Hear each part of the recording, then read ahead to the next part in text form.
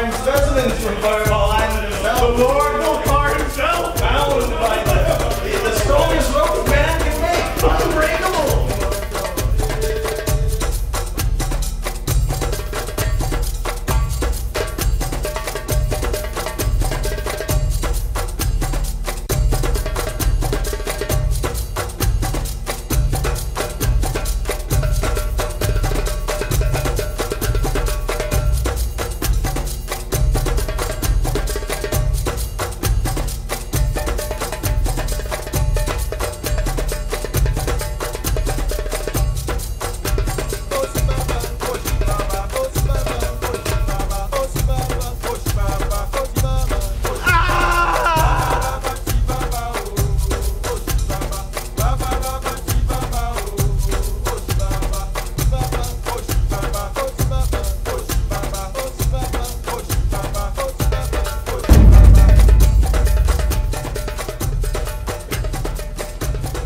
Password, please. Magic talisman.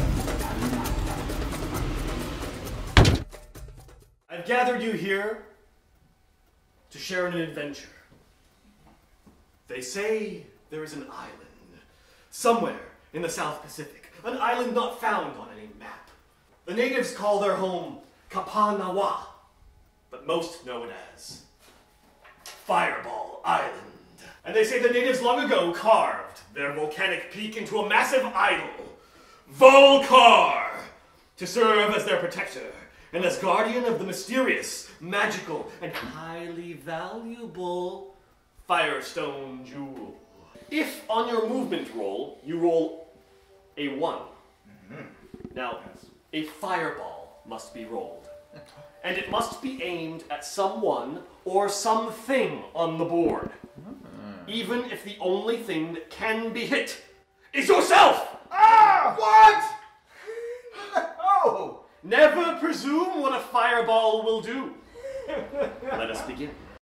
Alright, so we are here with Mr. Dan Lee. Mr. Dan, this is his home here. He's the one who runs the Fireball Island parties. They're awesome. They're so much fun. So Dan, why don't you tell us a little bit about yourself? I edit movie trailers for a living. Okay. Yeah, on the side I write. I've always been a writer. I've got a book coming out, actually. Really? Yeah, it won a contest, the Nerdist Sci-Fi Contest.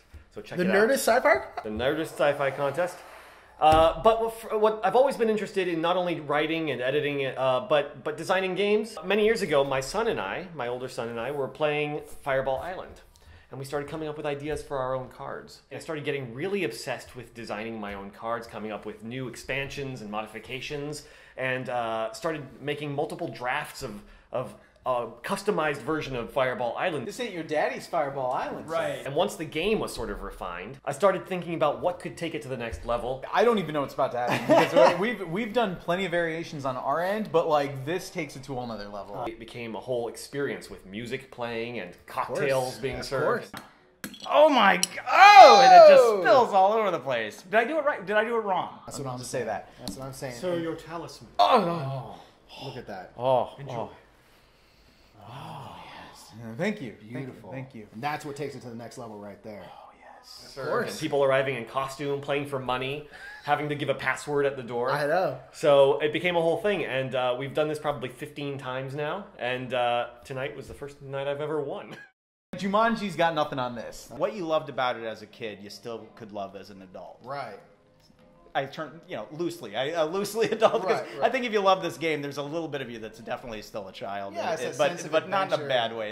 In a very kind of a self-realization way. That I agree. Like, I've never grown out of just like wanting to be one of the Goonies. Yeah. I was part of that perfect generation that landed right in the zeitgeist of things like Goonies, Indiana Jones. Yeah. There were all these kinetic aspects to the game that made it feel like an adventure. There are stories being told in this design. And that got your imagination going. You started thinking about yourself being in that world. It felt like Raiders of the Lost Ark. Yes, 100%. You can see like someone was shipwrecked over here. Right. What happened to him? What did he? Is that going to be my fate?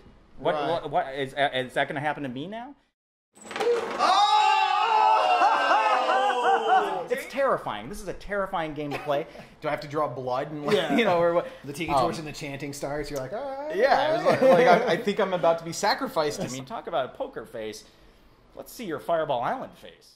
The balance between random chaos and strategy that you don't see in a lot of games. It's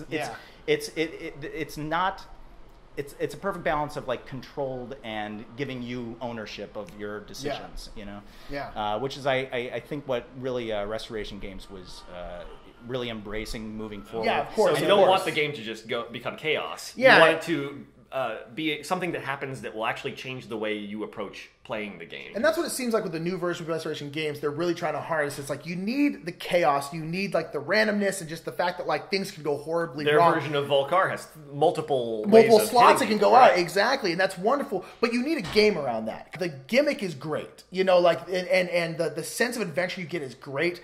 But you need, like, that's the skeleton of the game, and you need the muscles and the skin and all that stuff to fill it out into a full being. And that's what you've done here, and that's what it looks like Restoration is doing with their version. I think so too. Yeah, well, the thing is, it seems like they really know that there's a lot of people who, like, have a passion for this game. That it's come from childhood, or they discovered it later, but they still play it.